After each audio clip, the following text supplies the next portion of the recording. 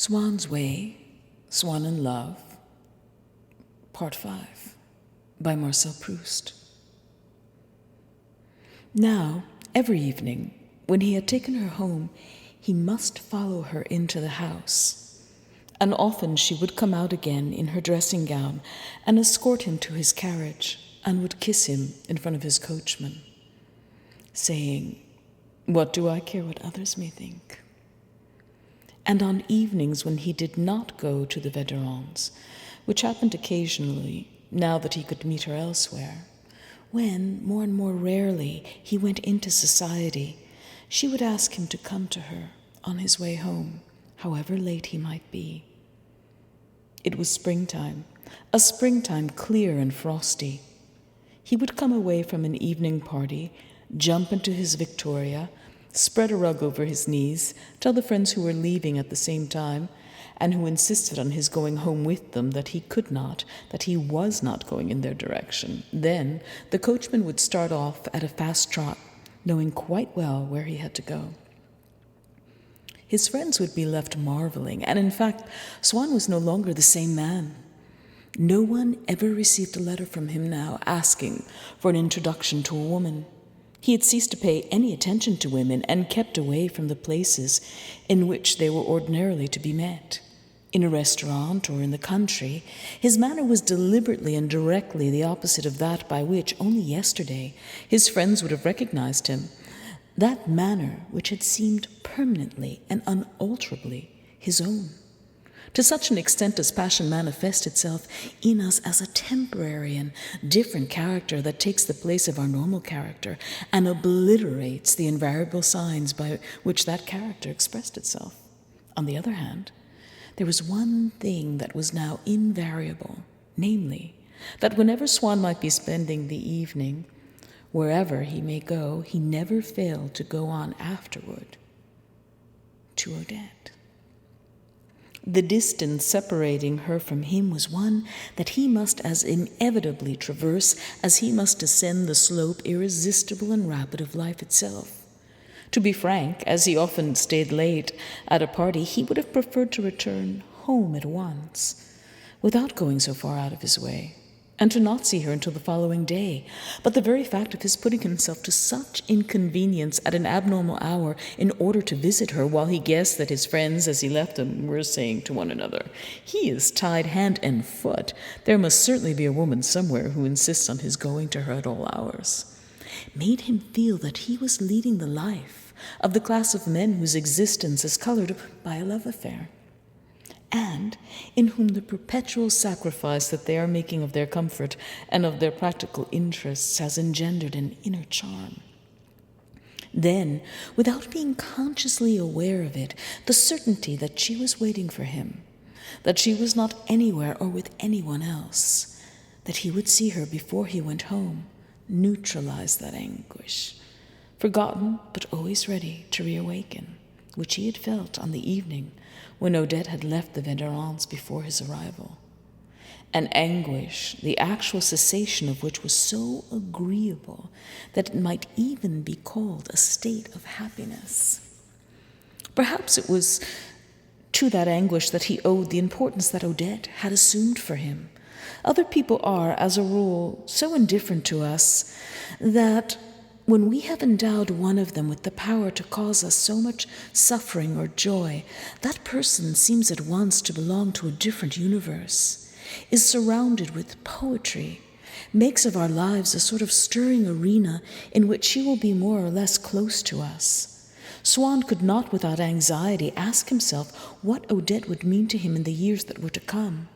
Sometimes as he looked up from his Victoria on those fine cold nights of early spring and saw the moon shining its light between his eyes and the deserted streets, he would think of that other figure, brightly and faintly roseate, like the moon's, which had one day risen in his mind and since then had shed on the world that mysterious light in which he saw it bathed.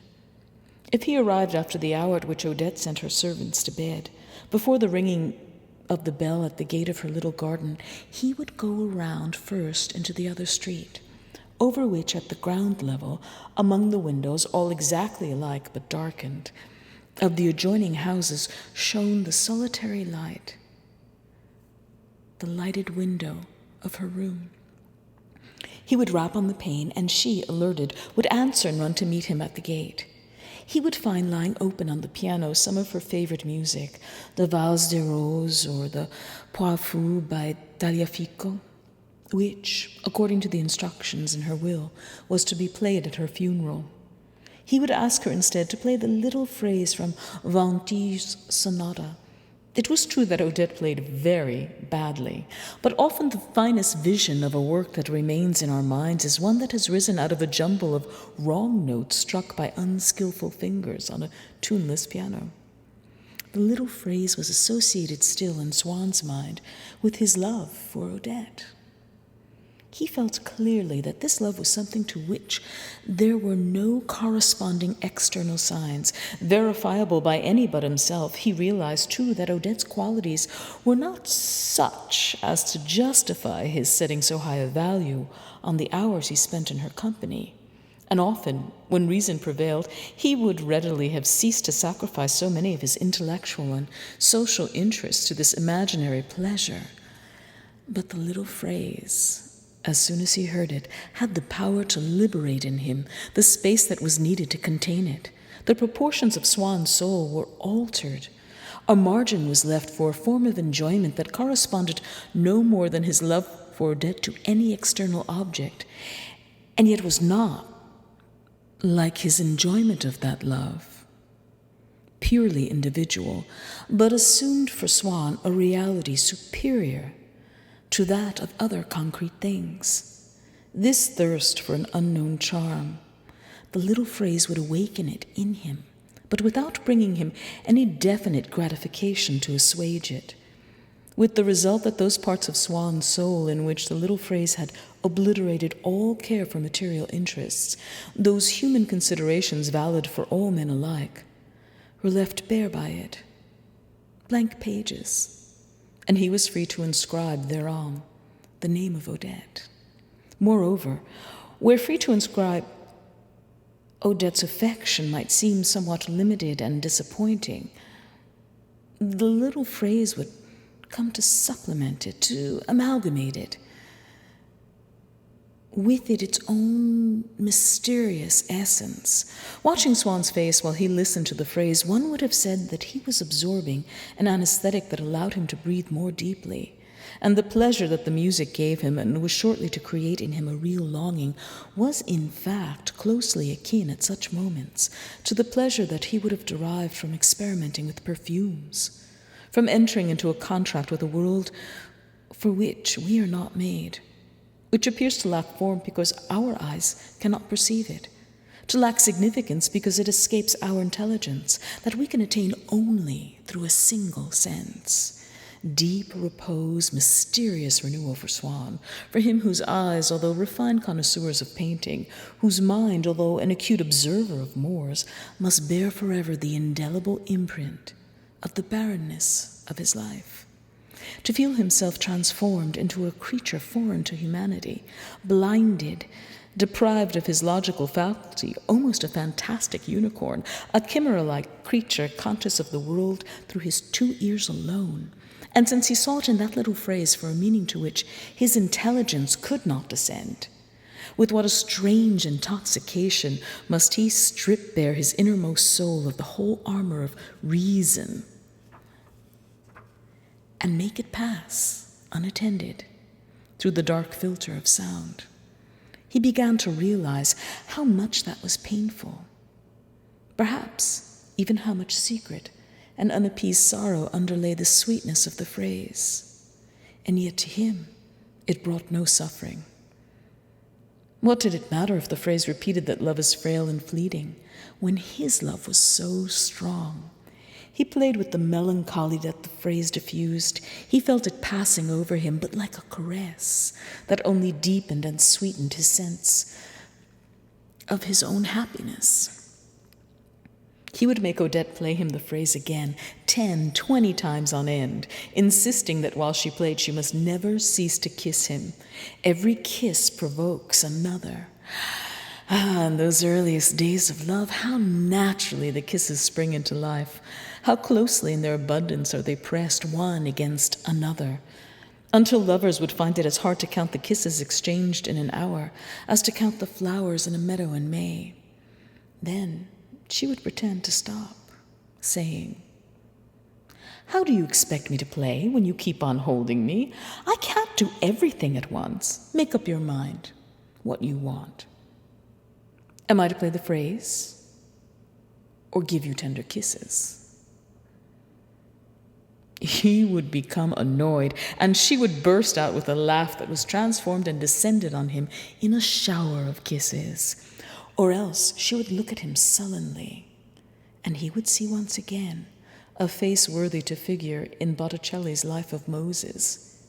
He would place her in it, giving to Odette's neck the necessary inclination, and when he had finished her portrait in distemper, in the 15th century on the wall of the Sistine, the idea that she had, nonetheless, remained there by the piano, at that very moment, ready to be kissed and possessed, the idea of her material existence, of her being alive, would sweep over him with so violent an intoxication that with eyes starting from his head and jaws that parted as though to devour her, he would fling himself on this Botticelli virgin and pinch her cheeks. And then, as soon as he had left her, not without returning to kiss her once again, because he had forgotten to take away with him in memory some detail of her fragrance or of her features while he drove home in his Victoria, he blessed Odette for allowing him to pay her these daily visits, which, although they could not, he felt, bring any great happiness to her, still,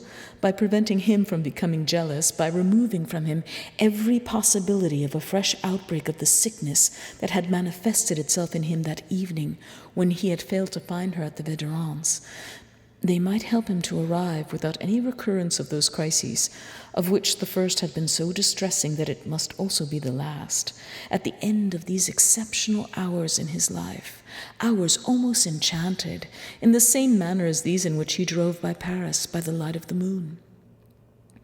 And noticing as he drove home with that satellite had now changed its position relative to his own and was almost touching the horizon, feeling that his love also was obedient to these immutable and natural laws, he asked himself whether this period on which he had entered was to last much longer, whether presently his mind's eye would cease to behold that dear countenance, save as occupying a distant and diminished position on the verge of ceasing to radiate any charm. For Swann was finding in things, since he had fallen in love, the charm that he had found when, in his adolescence, he had believed himself an artist. With this difference, it was no longer the same charm. What charm lay in them now was conferred by Odette alone. He could feel reawakening in himself the inspirations of his youth, which had been dissipated by the frivolities of his later life.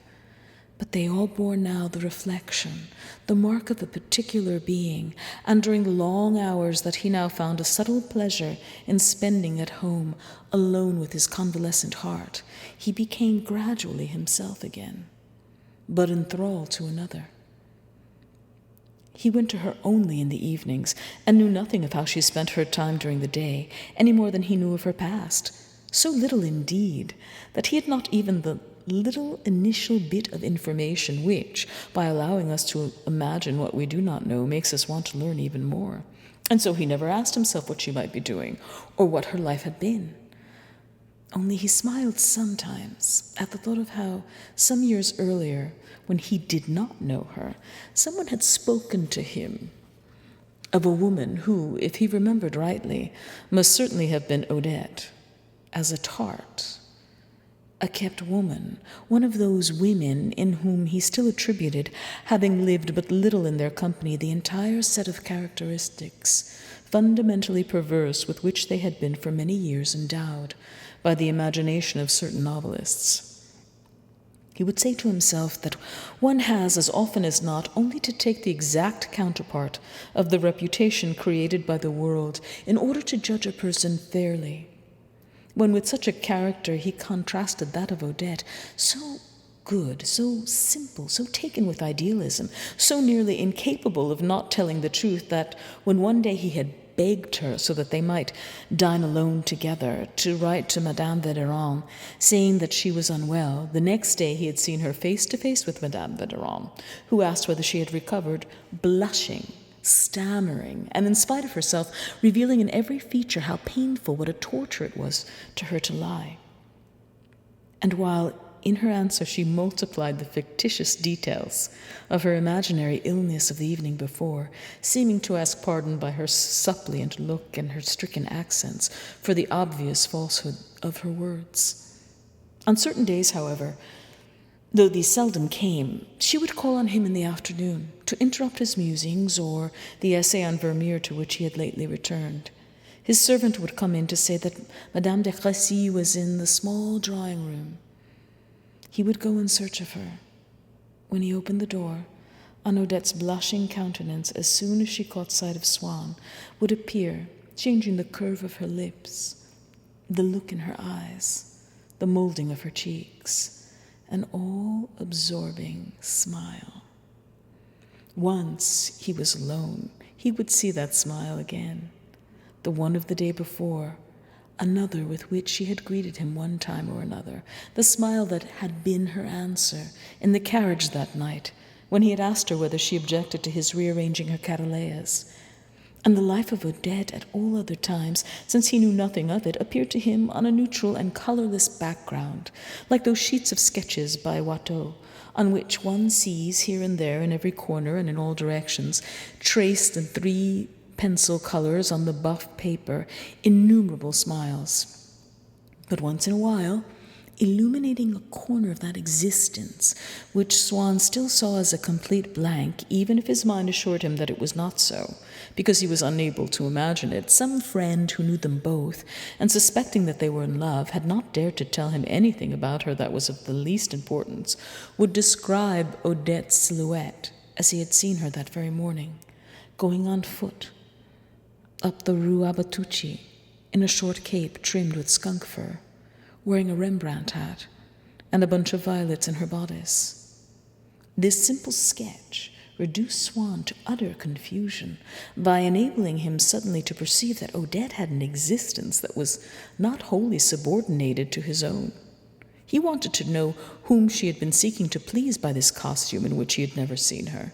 He registered a vow to insist on her telling him where she had been going at that moment, as though in all the colorless life, a life almost non-existent, since she was then invisible to him, of his mistress, there had been but a single incident, apart from all those smiles directed toward him, namely, her walking abroad beneath a Rembrandt hat, with a bunch of violets in her bodice. Except when he asked her for Venty's little phrase instead of the Valse de Rose, Swann made no efforts to induce her to play the things that he himself preferred, nor in literature any more than in music to correct her poor taste. He fully realized that she was not intelligent. When she said how much she would like him to tell her about the great poets, she had imagined that she would suddenly get to know couplets of romantic and heroic verse in the style of the Vicomte de Borelli, only even more moving. As for Vermeer of Delft, she asked whether he had been made to suffer by a woman, if it was a woman that had inspired him, and once Swann told her that no one knew. She had lost all interest in that painter. She would often say, I'm quite sure that poetry, well, of course, there'd be nothing more beautiful if it was all true, if the poets really believed the things they say, but as often as not, you'll find there's no one so mean and calculating as those fellows. I know something about poetry. I had a friend once who was in love with a poet of sorts. In his verses, he never spoke of anything but love and heaven and the stars. Oh, she was properly taken in. He had more than 300,000 francs out of her before he'd finished. Then Swann tried to show her, in what artistic beauty consisted, how one ought to appreciate poetry or painting. After a minute or two, she would cease to listen, saying, Yes, I never thought it would be like that. And he felt that her disappointment was so great that he preferred to lie to her, assuring her that what he had said was nothing, that he had only touched the surface, that he had not time to go into it more deeply, that there was more to it than that. Then she would interrupt with a brisk, "More to it? What? Tell me then." But he did not tell her, for he realized how petty it would appear to her, and how different from what she had expected, less sensational and less touching, and he feared that disillusioned in art, she might at the same time be disillusioned in love. And in fact, she found Swann inferior intellectually to what she had supposed.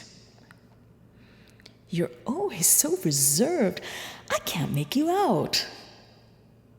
She marveled increasingly at his indifference to money, at his courtesy to everyone alike, at the delicacy of his mind, and indeed it happens often enough to greater men than Swann, to a scientist or artist, when he is not wholly misunderstood by people among whom he lives, that the feeling in them which proves that they have been convinced of the superiority of his intelligence is created not by any admiration for his ideas, for those are entirely beyond them, but by their respect for his kindness.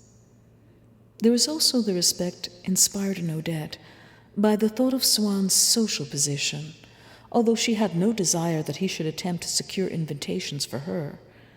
Perhaps she felt that his attempts would not succeed. Perhaps, indeed, she feared that merely by speaking of her to his friends, he might provoke disclosures of an unwelcome kind. The fact remains that she had consistently made him promise never to mention her name. Her reason for not wanting to go into society was she had told him a quarrel that she had had long ago with another girl who had avenged herself by saying unkind things about her. "But," Swann objected, "surely everyone didn't know your friend?" "Yes, but don't you see? A word of scandal spreads like wildfire. People are so mean." Swann was unable, on the other hand, to appreciate this point. But on the other, he knew that such generalizations as "people are so mean" and "a word of scandal spreads like wildfire" were generally accepted as true. There must therefore be cases to which they were applicable. Could Odette's case be one of these?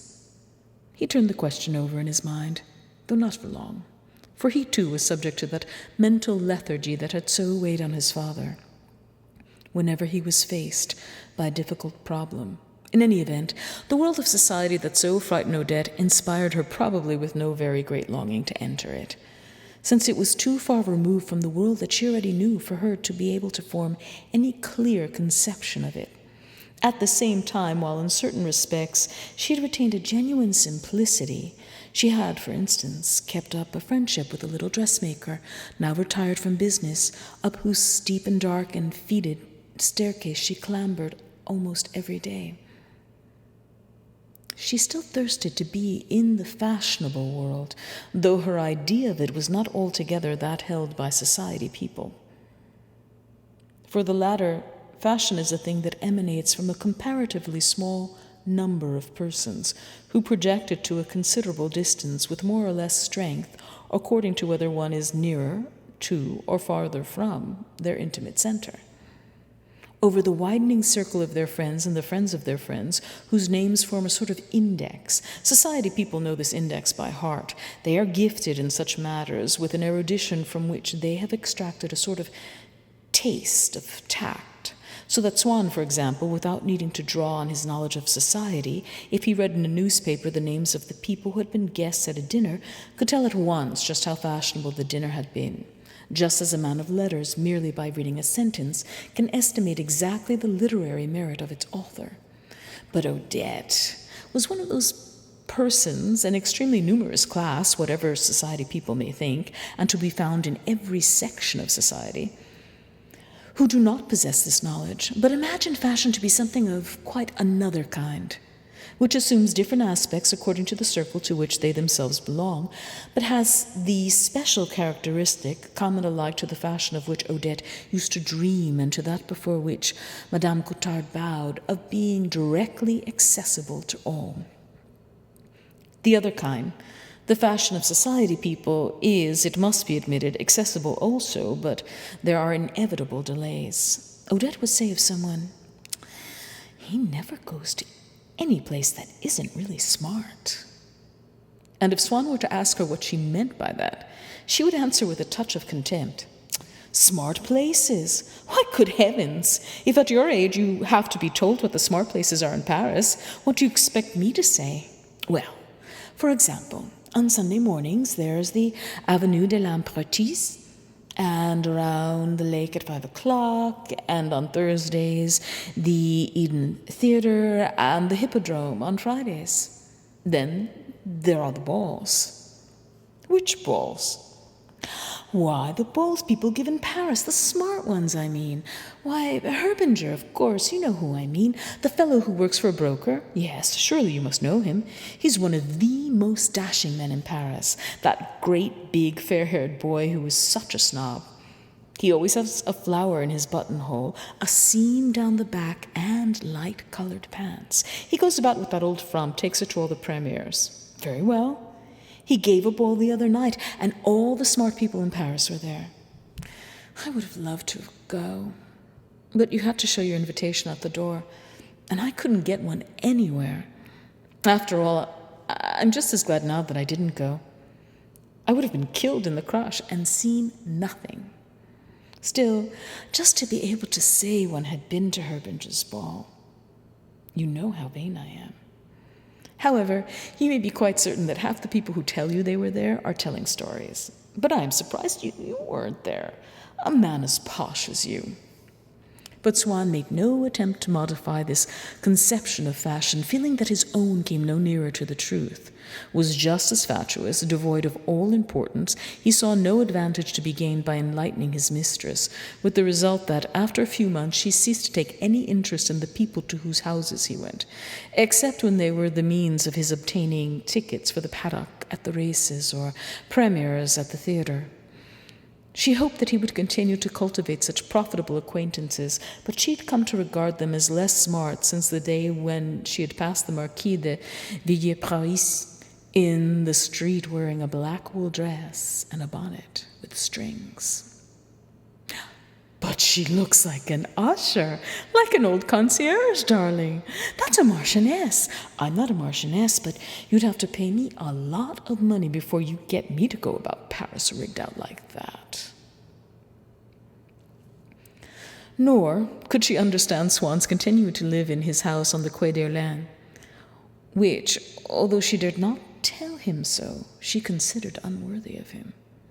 It was true that she claimed to be fond of antiques, and used to assume a rapturous and knowing air when she said that she loved to spend the whole day buying knickknacks in second-hand shops, hunting for bric-a-brac and old things, although it was a point of honor to which she had obstinately clung, as though obeying some old family custom, that she should never answer any questions, never give any account of what she did during the daytime. She spoke to Swann once about a friend to whose house she had been invited, and found that everything in it was of the period. Swann could not get her to tell her what period it was. Only after thinking the matter over, she replied that it was medieval, by which she meant that there were wooden panels. Some time later she spoke to him again of her friend, and added in the hesitating but confident tone in which one refers to a person whom one has met at dinner the evening before, of whom one had never heard until then, but whom one's host seemed to regard as someone so celebrated, and that one hopes that one's listener will know quite well who is meant. Her dining room is 18th century. Incidentally, she thought it hideous, all bare, as though the house were still unfinished. Women looked frightful in it, and would never become the fashion. She mentioned it again a third time when she showed Swann the address of the man who had designed the dining room, and whom she wanted to send for when she had enough money, to see whether he could do one for her too. Not one like that, of course, but the one she had used to dream of, one which, unfortunately, her little house would not be large enough to contain, with tall sideboards, Renaissance furniture, and fireplaces like the chateau at Blois. It was on this occasion that she let out to Swann what she really thought of his abode on the Quai d'Orléans. He, having ventured the criticism that her friend had indulged, not in Louis XVI style, for he went on, although that was not of course done, still it might be made charming, but in the faux antique.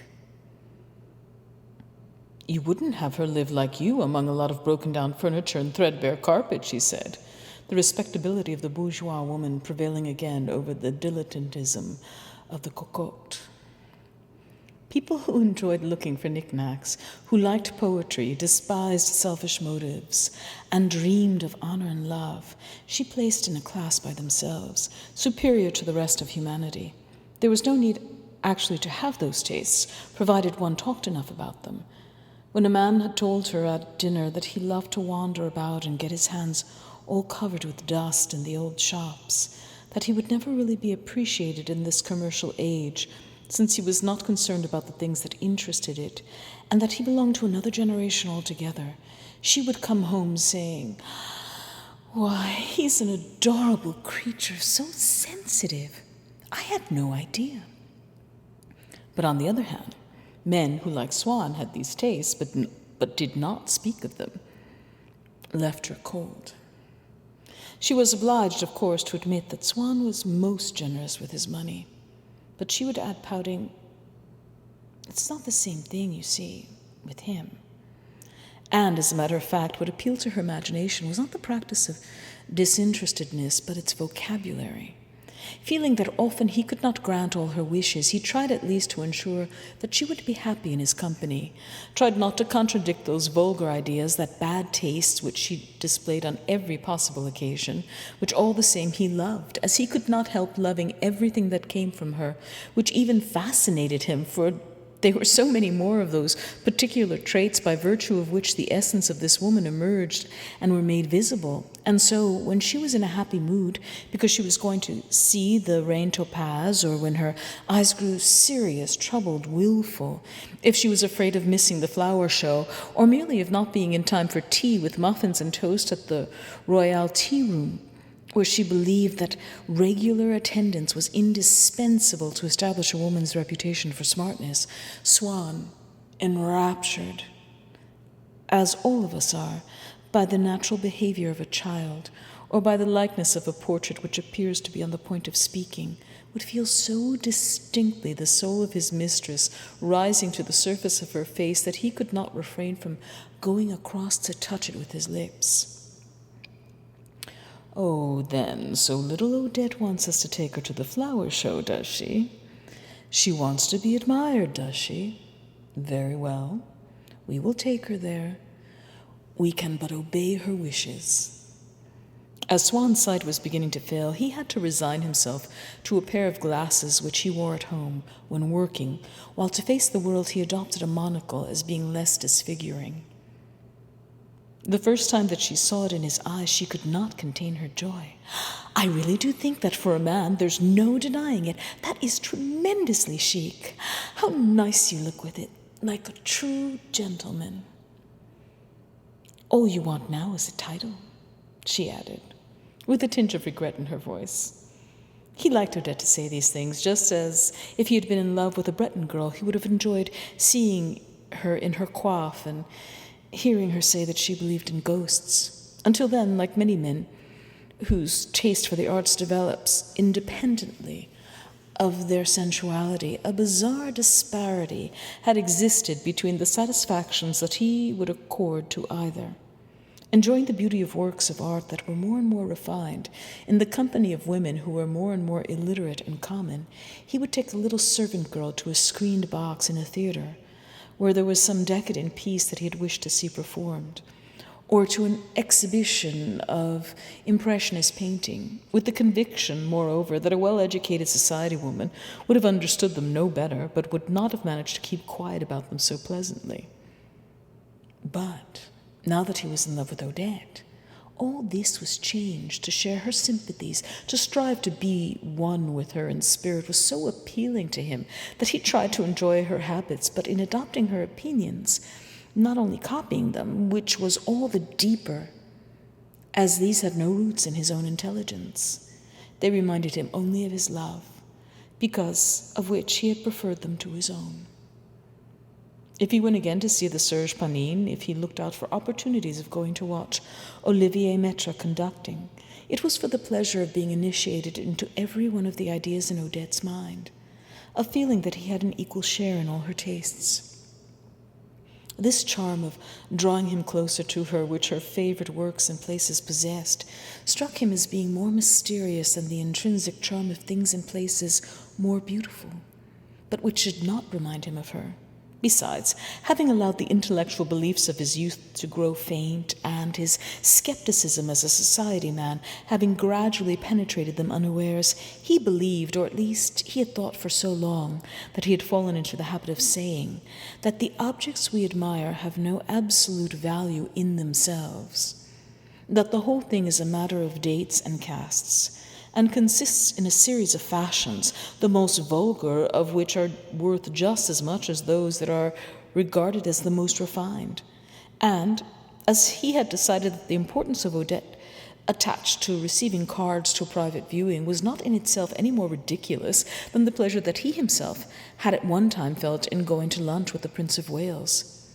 So he did not think that the admiration she professed for Monte Carlo or the Rigi was any more unreasonable than his own liking for Holland, which she imagined as ugly, and for Versailles, which she found morose. And so he denied himself the gratification of visiting those places, taking pleasure in telling himself that it was for her sake that he wished to feel, to love only through her. Like everything else that formed part of Odette's environment, and was no more in a sense than the means whereby he might see and talk to her more often, he enjoyed the society of the Védérans. With them, since at the heart of their entertainments, dinners, musical evenings, games, suppers in fancy dress, excursions to the country, theatre parties, even the infrequent grand soirees where they entertained bores, there was the presence of Odette, the sight of Odette, conversation with Odette, an inestimable gift that the Védérans bestowed on Swann by inviting him to their house. He was happier in the little nucleus than anywhere else, and tried to find in it some genuine merit, imagining that his tastes would lead him to frequent it for the rest of his life, never daring to whisper to himself, for fear that he might not believe it, that he would always be in love with Odette, at least while supposing that he would always go to the Védérans, a proposition which, a priori, raised fewer fundamental objections on the part of his intelligence. He saw himself in the future continuing to meet Odette every evening. That did not perhaps come quite to the same thing as his being permanently in love with her, but for the moment, while he was in love with her, to feel that he would not one day cease to see her was all that he could ask. What a charming milieu, he said to himself. What a true life one leads here. They are far more intelligent, far more artistic, surely, than those in society.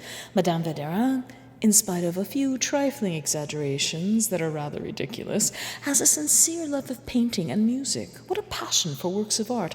What eagerness to give pleasure to artists! Her ideas about society people are not quite right, but then their ideas about artistic circles are altogether wrong. Possibly I make no great intellectual demands on conversation, but I am perfectly happy talking to Cottard, although he does make those idiotic puns. And as for the painter, if he is rather unpleasantly affected when he tries to be paradoxical, still he has one of the finest brains I have ever come across. Besides, what is most important, one feels quite free there. One does what one likes without constraint or fuss. What a flow of good humor there is every day in that drawing room. Certainly, with a few rare exceptions, I will never go anywhere else again. It will become more and more of a habit, and it's there that I will spend the rest of my life.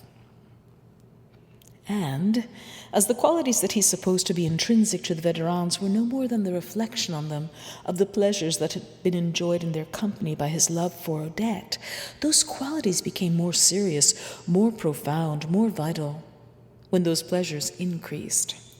Since Madame Verderin gave Swann now and then what alone could constitute his happiness, since on an evening when he felt anxious because Odette had talked rather more to one guest than to another, and annoyed with her, he would not take the initiative by asking her whether she was leaving with him, Madame Verderin brought peace and joy to his troubled spirit by saying spontaneously, "Odette, you'll see Monsieur Swann home, won't you?" Since, with the summer approaching, he had asked himself anxiously whether Odette might not leave Paris without him, whether he would still be able to see her every day, Madame Verderin was going to invite them both to spend the summer with her in the country. Swann, unconsciously allowing gratitude and self-interest to filter into his intelligence and to influence his ideas, went so far as to proclaim that Madame Verderin had a great soul. Or should any of his former classmates in the Louvre school of painting speak to him of some rare or eminent persons, "I'd 100 times rather," he would reply, "have the Verderins." And with a solemnity that was new to him, "They are magnanimous creatures, and magnanimity is, after all, the one thing that matters, the one thing that gives us distinction here on earth. You see, there are only two classes of people, the magnanimous and the rest. And I have reached an age when one has to take sides, to decide once and for all whom one is going to like and dislike, to stick to the people one likes and to make up for the time one has wasted with the others, never to leave them again as long as one lives. Very well," he went on, with the slight emotion that you feel when, even without being fully aware of it, you say something not because it is true, but because you enjoy saying it, and you listen to your own voice, uttering the words as though they came from someone else. "The die is now cast. I have elected to love none but magnanimous souls, and to live only in an atmosphere of magnanimity. You ask whether Madame Verderin is really intelligent. I can assure you that she has given me proofs of a nobility of heart, of a loftiness of soul, to which no one could possibly attain. How could they, without a corresponding loftiness of mind? Without question, she has a profound understanding of the arts. But it is not perhaps in that she is most admirable. Every little action, ingeniously, exquisitely kind, which she has performed for my sake, every friendly attention, simple little things, quite domestic and yet quite sublime, reveal a more profound comprehension of existence than all your books of philosophy." He might have reminded himself that there were various old friends of his family who were just as simple as the Verderins, companions of his youth who were just as fond of art, that he knew other great-hearted people, and that nevertheless, since he had opted for simplicity, the arts, and magnanimity, he had entirely ceased to see them. But they did not know Odette, and if they had known her, would never have thought of introducing her to him. And so, there was probably not in the whole of the Verderin circle a single one of the faithful who loved them or believed that he loved them as much as did Swann. And yet, when Monsieur Verderin said he was not at all satisfied with Swann, he had not only expressed his own thoughts, but had guessed his wife's. Doubtless Swann had too particular an affection for Odette, as to which he had failed to take Madame Verderin daily into his confidence. Doubtless, the very discretion with which he availed himself of the Verderins' hospitality, refraining often from coming to dine with them for a reason that they never suspected, and in place of which they saw only his desire not to have to decline an invitation to the house of some bore or other. Doubtless also, and despite all the precautions that he had taken to keep it from them, the gradual discovery that they were making of his brilliant position in society. All these things contributed to their general annoyance with Swann. But the fundamental reason was quite different. What had happened was that they had at once sensed in him a reserved, impenetrable chamber, in which he still professed silently to himself that the Princesse de Sagan was not grotesque, and that Cottard's jokes were not amusing. In a word, and for all that he never once abandoned his friendly attitude toward them all, or revolted from their dogmas, they had discovered an impossibility of imposing those dogmas on him, of entirely converting him to their faith, the like of which they had never come across in anyone before. They would have forgiven his going to the houses of boors, to whom, as it happened, in his heart of hearts, he infinitely preferred the Védérands and all their little nucleus, had he consented to set a good example by openly renouncing those boors in the presence of the faithful. But that was an abjuration that, as they well knew, they were powerless to extort. What a difference there was in a newcomer whom Odette had asked them to invite, although she herself had met him only a few times, and on whom they were building great hopes. The Comte de Forcheville. It turned out that he was nothing more nor less than the brother-in-law of Sagnette, a discovery that astonished all the faithful. The manners of the old paleographer were so humble that they always had supposed him to be of an inferior social rank to their own, and had never suspected to learn that he came from a rich and relatively aristocratic family. Of course, Forcheville was a colossal snob, whereas Swann was not. Of course, he could never dream of placing, as Swann did now, the Védérand circle above all others. But he lacked that natural refinement that prevented Swann from associating himself with the criticisms, too obviously false, that Madame Védérand leveled at other people whom he knew.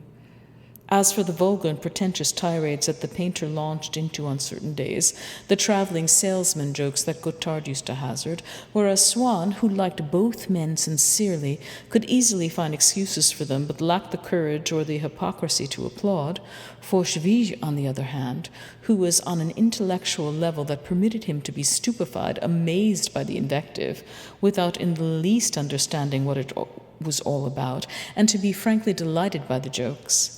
And the very first dinner at the Védérands, at which Forcheville was present, brought to light all the differences between them, made his qualities start into prominence, and precipitated the disgrace of Swann. There was at this dinner, besides the habitués, a professor from the Sorbonne, one Brichot, who had met Monsieur and Madame Védérand at a spa, and if his duties at the university and his other scholarly works had not left him with very little time to spare, would gladly have come to them more often, for he had that curiosity, that superstitious outlook on life, which, combined with a certain amount of skepticism with regard to the object of their studies, earned for men of intelligence, whatever their profession, for doctors who do not believe in medicine, for schoolmasters who do not believe in Latin exercises, the reputation of having broad, brilliant, and indeed superior minds. He affected, when at Madame Védérand's, to choose his illustrations from among the most topical subjects of the day. When he spoke of philosophy or history, principally because he regarded those sciences as no more than a preparation for life itself, and imagined that he was seeing put into practice by the little clan what hitherto he had known only from books, and also perhaps because, having had instilled into him in the past, and having unconsciously preserved a feeling of reverence for certain subjects, he thought that he was casting off his academic manner when he ventured to treat those subjects with a conversational license, which seemed so to him only because he had remained professorial. Early in the course of the dinner, when Monsieur de Forcheville, seated on the right of Madame Védérand, who, in the newcomer's honor, had taken great pains with her attire, observed to her, "Quite original, that white dress."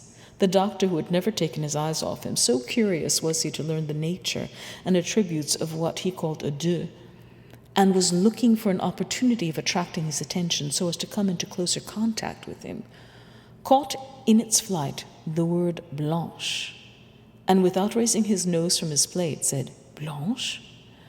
Blanche de Castille?"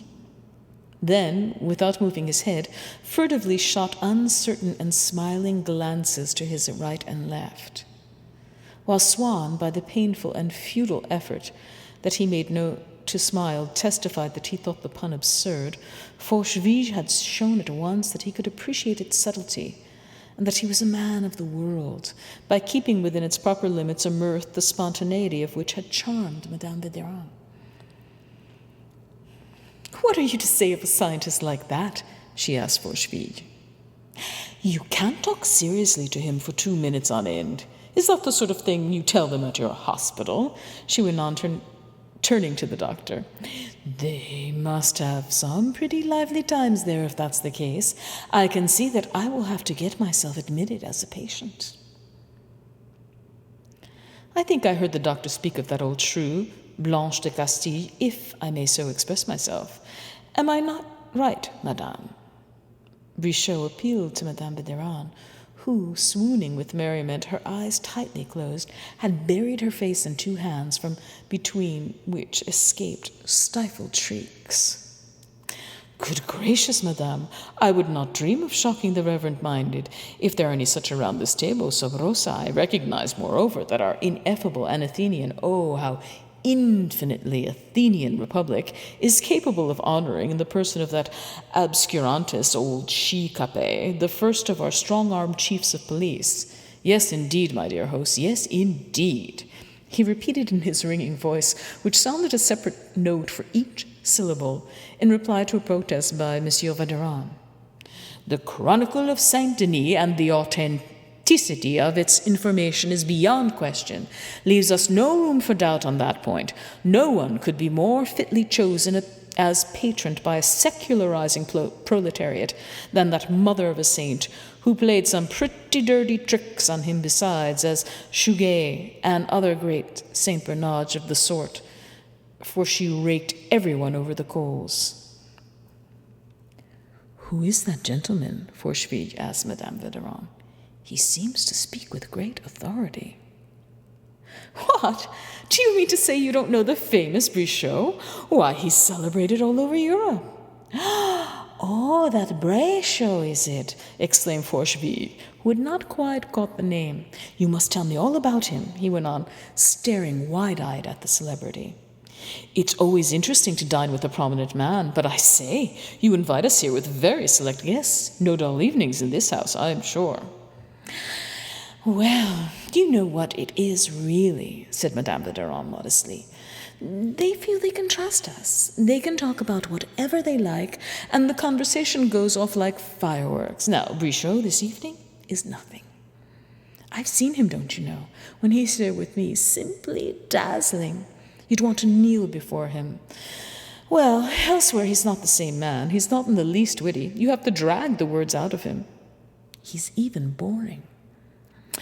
"That's strange," remarked Forcheville, astonished. A wit like Brichot's would have been regarded as pure stupidity by the people among whom Swann had spent his youth, although it is quite compatible with real intelligence, and the intelligence of the professor's vigorous and well-nourished brain might easily have been envied by many of the people in society who seemed witty enough to Swann, but these last had so thoroughly inculcated into him their likes and dislikes, at least in everything that pertained to society, and even in that one of its annexed parts that should belong, on the whole, to the domain of intelligence, namely conversation, that Swann could only find Brichot's pleasantries pedantic, vulgar, and nauseatingly coarse. He was shocked. Being accustomed to good manners by the rude and military tone affected by this chauvinistic academic, no matter to whom he was speaking. Finally, perhaps he had lost all indulgence that evening on seeing the amiability that Madame Vaderon displayed for this Forcheville fellow, whom it had been Odette's unaccountable idea to bring to the house. Feeling a little awkward with Swann, she had asked him on her arrival, "What do you think of my guest?" And he, suddenly realizing for the first time that Forcheville, whom he had known for years, could actually attract a woman, and was quite a good-looking man, had replied, "Vile." He had certainly no idea of being jealous of Odette, but did not quite feel as happy as usual. So, when Brichot, having begun to tell them the story of Blanche de Castille's mother, who had been with Henry Plantagenet for years before they were married, tried to prompt Swann to beg him to continue the story by saying to him, "Isn't that so, Monsieur Swann?" in the martial tone that one uses to make a peasant comprehend or to inspire courage in a soldier. Swann ruined Brichot's story, to the intense fury of their hostess, by asking to be excused for taking so little interest in Blanche de Castille, as he had something that he wished to ask the painter. The latter, in fact, had been that afternoon to an exhibition of the work of another artist, a friend of Madame Verdurin's, who had recently died, and Swann wished to find out from him, for he valued his taste, whether there had been anything more in this later work than the virtuosity that had struck people so forcibly in his early exhibitions. From that point of view, it was extraordinary, but it did not seem to me to be a form of art which you could call elevated, said Swann with a smile. Elevated?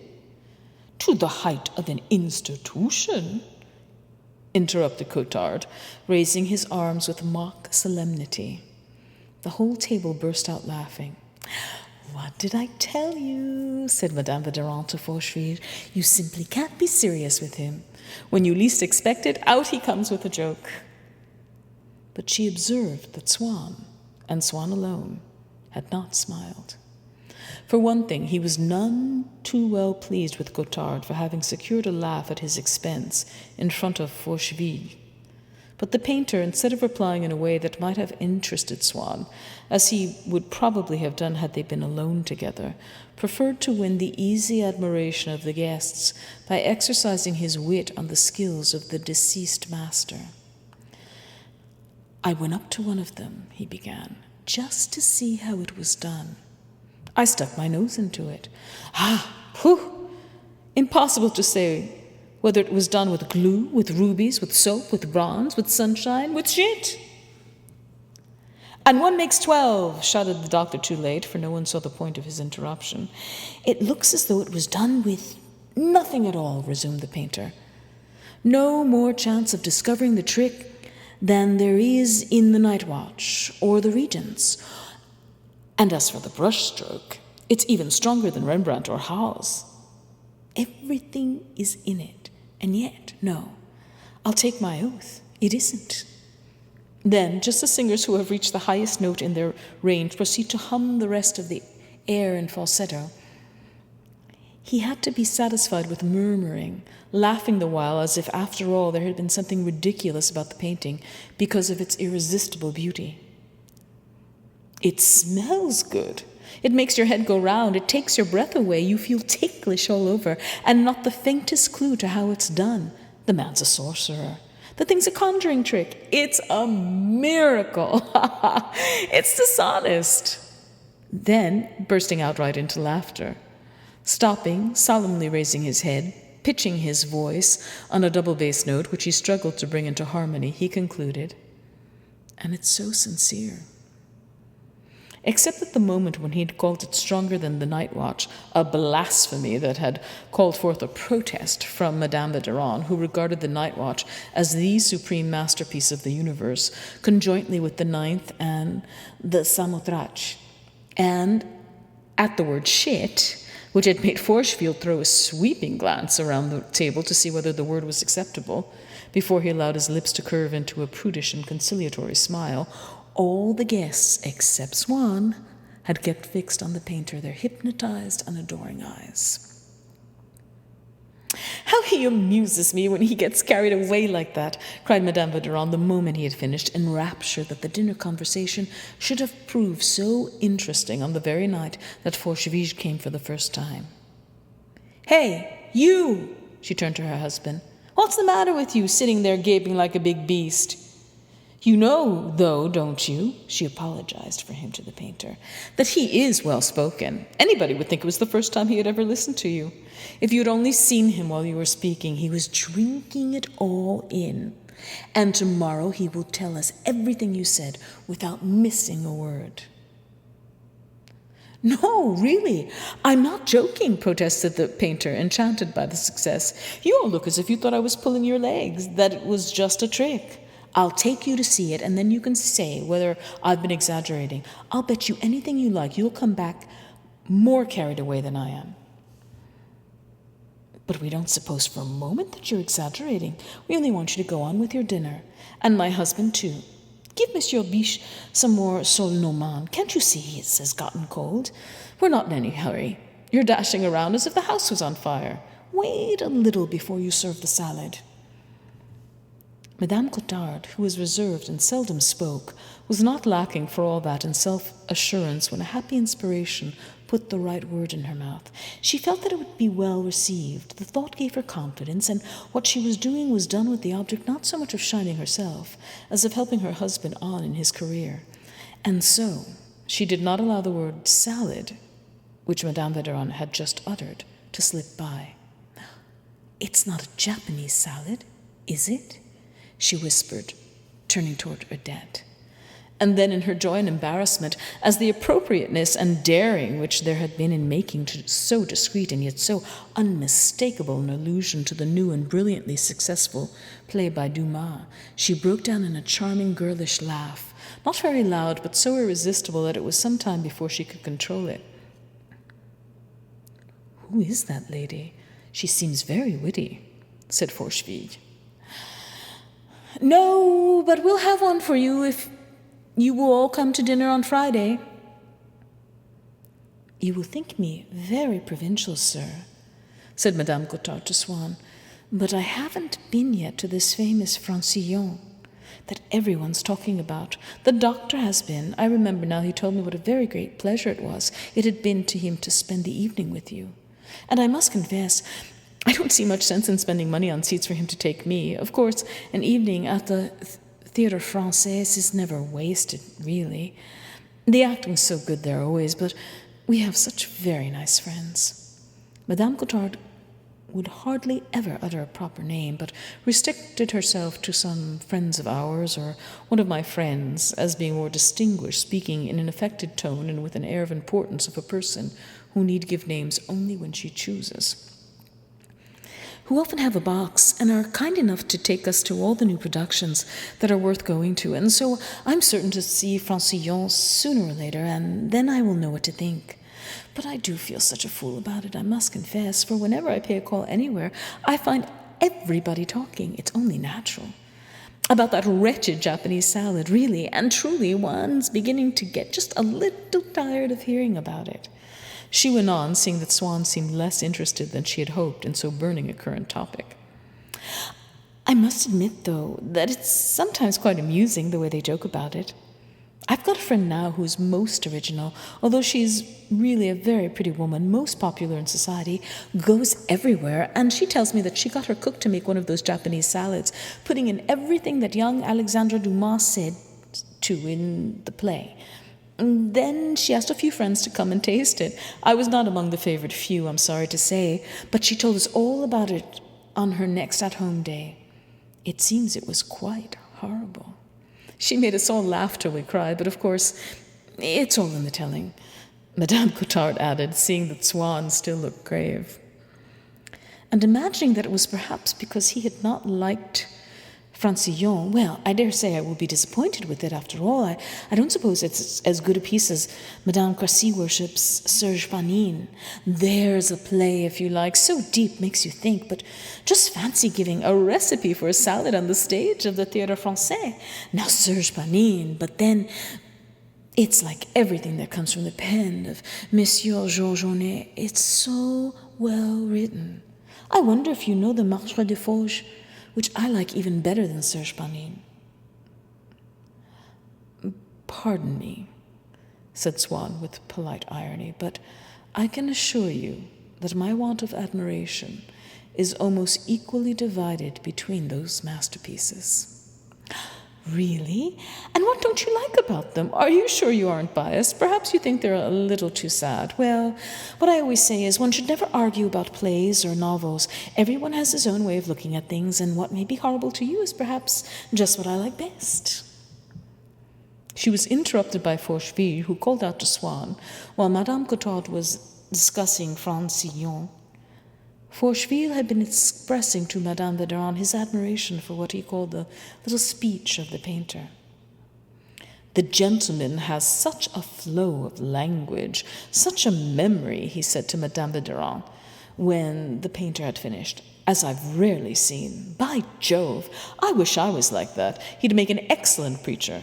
One can say that with him and Monsieur Brechot, You have two characters, one as good as the other, though I would not be surprised that when it comes to the gift of gab, this one might not beat the professor at his own game.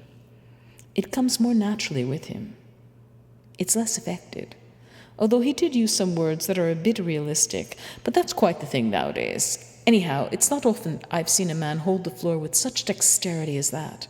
Hold the spittoon, as we used to say in the regiment, where, by the way, we had a man the gentleman rather reminds me of. You could take anything you liked, I don't know what, this glass, say, and he'd rattle on about it for hours. No, not this glass, that's a stupid thing to say, but about the Battle of Waterloo or anything of that sort. And as he went along, he'd toss off things you'd never have thought of. Why, Swann was in the same regiment. He must have known him. Do you see much of Monsieur Swann? Asked Madame Verderin. Oh, no, he answered, and then thinking that if he made himself pleasant to Swann, he might find favor with Odette, he decided to take this opportunity of flattering him by speaking of his fashionable friends, but to speak of them as a man of the world himself, in a tone of good-natured criticism, and not as though he were congratulating Swann on some unhoped-for success. Isn't that so, Swann? I never see anything of you, do I? But then, where on earth is one to see him? The creature spends all his time at the homes of La Tremoille, the Lowndes, and all that bunch. The imputation would have been false at any time, and was all the more so now, for at least a year Swann had given up going to almost any house but the Verderins, with the mere names of people whom the Verderins did not know were received by them in a reproachful silence. Monsieur Verderin, dreading the painful impression that the mention of these bores, especially when flung at her in this tactless fashion and in front of all the faithful, was bound to make on his wife, cast a covert glance at her, instinct with anxious solicitude. He saw then in her fixed resolution to take no notice, to have escaped contact altogether with the news that had just been addressed to her, not merely to remain dumb, but to have been deaf as well, as we pretend to be when a friend who has been in the wrong attempts to slip into conversation some excuse that we might seem to be accepting, were we to hear without protesting it, or when someone utters in our presence the forbidden name of an ingrate. Madame Verderin, so that her silence would have the appearance not of consent, but of the unconscious silence of an inanimate objects, had suddenly emptied her face of all life, of all motility. Her rounded forehead was nothing now, but an exquisite study in high relief, which the name of those La Tremoille whom Swann was always ensconced had failed to penetrate. Her nose, just perceptibly wrinkled in a frown, exposed to view an indentation that seemed to be copied from life. You would have said that her half-opened lips were about to speak. It was all no more, however, than a wax cast, a mask and plaster, a maquette for a moment, a bust for the Palais d'Industrie, where the public would most certainly gather in front of it and marvel to see how the sculptor, in expressing the imprescriptible dignity of the Verderins as opposed to that of the La Tremoille or L'Homme, whose equals they were, and the equals of all other bores on the face of the earth, had managed to invest with a majesty that was almost papal the whiteness and rigidity of his stone. But the marble at last grew animated, and let it be understood that it didn't do to be at all squeamish if one went to that house, since the woman was always tipsy and the husband so uneducated that he called a corridor a collidor. You need to pay me a lot of money before I'd let any of that bunch set foot inside my house, Madame Verderin concluded, gazing imperially down on Swann. She could scarcely have expected him to capitulate so completely as to echo the holy simplicity of the pianist's aunt, who had just exclaimed, "To think of that now! What still surprises me is that anybody can talk to them. I'm sure I would be afraid. One can't be too careful. How can people be so common as to go running after them? But he might at least have replied, like Forcheville, "My God, she's a duchess. There are still plenty of people who are impressed by that sort of thing," which at least permitted Madame Verdurin to retort, "And a lot of good may it do them." Instead of which, Swann merely smiled, in a manner which showed quite clearly that he could not take such an absurd suggestion seriously. Monsieur Verdurin, who was still casting furtive glances at his wife, could see with regret and could understand only too well that she was now inflamed with the passion of a grand inquisitor who cannot succeed in stamping out a heresy, and so in the hope of bringing Swann around to a retraction, for the courage of one's opinions always appears to be an act of calculation or cowardice in the eyes of the other side, challenged him. "Tell us frankly now what you think of them. We won't repeat it to them." To which Swann answered, "Why, I'm not in the least afraid of the Duchess, if it is of the La Tremoille that you're speaking. I can assure you that everyone likes going to see her. I don't go so far as to say that she's at all deep." He pronounced deep as if it meant something ridiculous, for his speech kept the traces of certain mental habits that a recent rejuvenation, marked by his love of music, had made him lose temporarily, so that at times he would state his views with considerable warmth. "But I am quite certain and sincere when I say that she is intelligent, and her husband is truly a well-read man. They are charming people." Whereupon Madame Verdurin, realizing that by this one infidel she would be prevented from creating a complete moral unanimity in her little nucleus, could not refrain in her rage at the obstinate wretch, who did not see how much his words were making her suffer, from crying out to him from the depths of her heart, "You may think so if you wish, but at least you need not say so to us."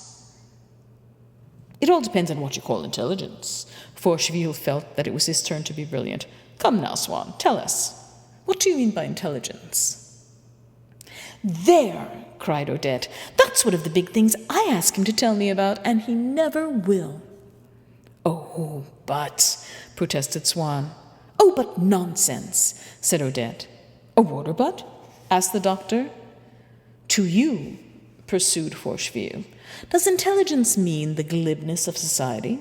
The sort of people who worm their way into society?" "Finish your dessert, so they can take your plate away," said Madame Verdurin sorely to Sagnette, who was lost in thought and had stopped eating. And then, perhaps a little ashamed of her rudeness, "It doesn't matter. Take your time about it. There's no hurry. I only reminded you because of the others. You know, it keeps the servants back." "There is," began Brichot, with a resonant smack on every syllable, "a rather curious definition of intelligence by that gentle old anarchist, Fénelon." "Just listen to this," Madame Verdurin said to Forcheville and the doctor. "He's going to give us Fénelon's definition of intelligence. That's interesting. It's not often you get a chance to learn that."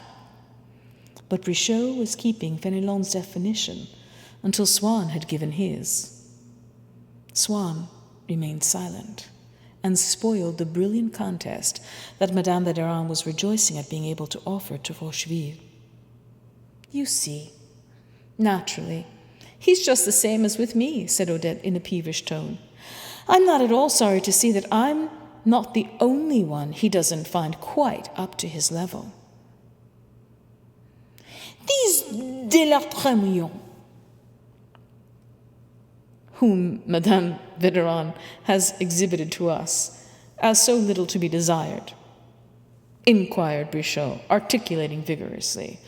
"Are they, by any chance, descended from the couple whom that worthy old snob, Madame de Sévigné, said she was delighted to know because it was so good for her peasants? True, the Marchioness has another reason, which in her case probably came first, for she was a thorough journalist at heart and always on the lookout for copy. And in the journal that she used to send regularly to her daughter, it was Madame de la Tremoille kept well informed through all her grand connections, who supplied the foreign politics. Oh, dear, no. I'm quite sure they aren't the same family, said Madame Vénéran desperately.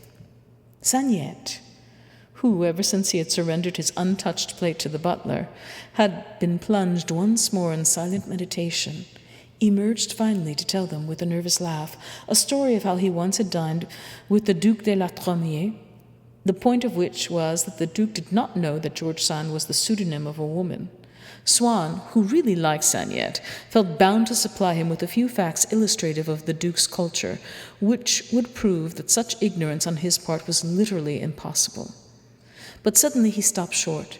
He just realized that Saniette needed no proof, and knew that the story was untrue, for the simple reason that he had at that moment invented it.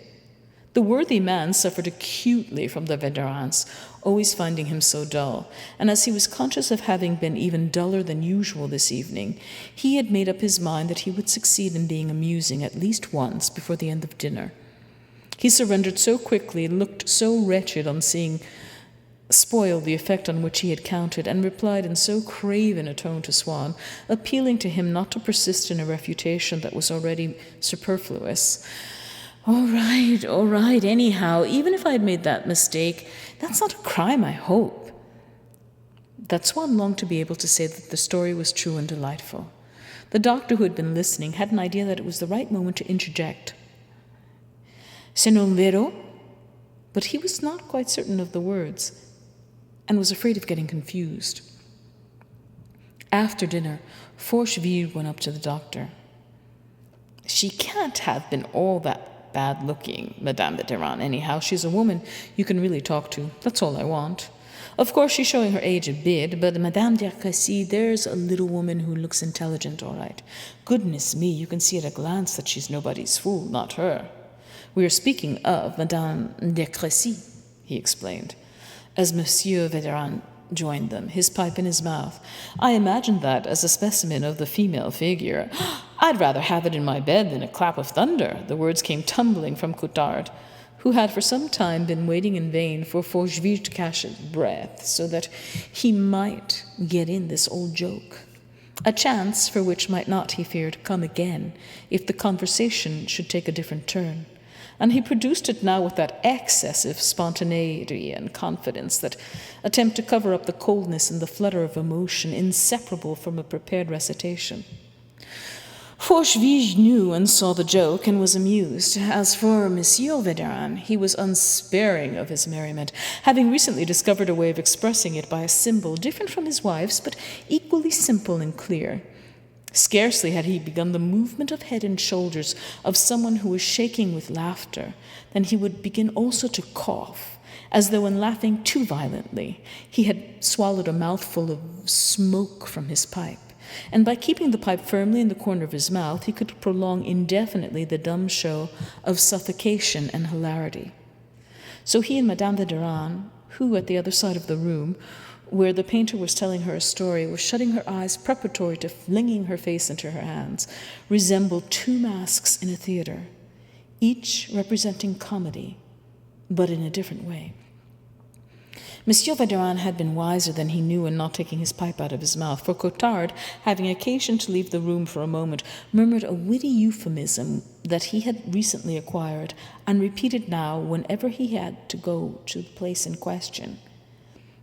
"I must just go and see the Duc d'Ormélie for a minute," so that Monsieur Vénéran's cough began all over again. "Now then, take your pipe out of your mouth. Can't you see you'll choke if you try to retain your laughter like that?" counseled Madame Vénéran as she came around with a tray of liqueurs. "What a delightful husband he is. He's very witty," declared Forcheville to Madame Coutard. "Thank you, Madame. An old soldier like me can never say no to a drink." "Monsieur de Forcheville thinks her dead charming," Monsieur Vénéran told his wife. "Why, as it happens, she would like to meet you for lunch one day. We must arrange it, but Swann mustn't know about it. He spoils everything, you know. I don't mean to say that you're not to come to dinner, too. Naturally, we hope to see you very often. Now that the warm weather's coming, we're going to have dinner out of doors whenever we can. That won't bore you, will it? Quiet little dinners in the bois. Splendid, splendid. That will be quite delightful. Aren't you going to do any work this evening? I say, she screamed suddenly to the little pianist, seeing an opportunity for displaying before a newcomer of Forcheville's importance at once her unfailing wit and her tyrannical power over the faithful.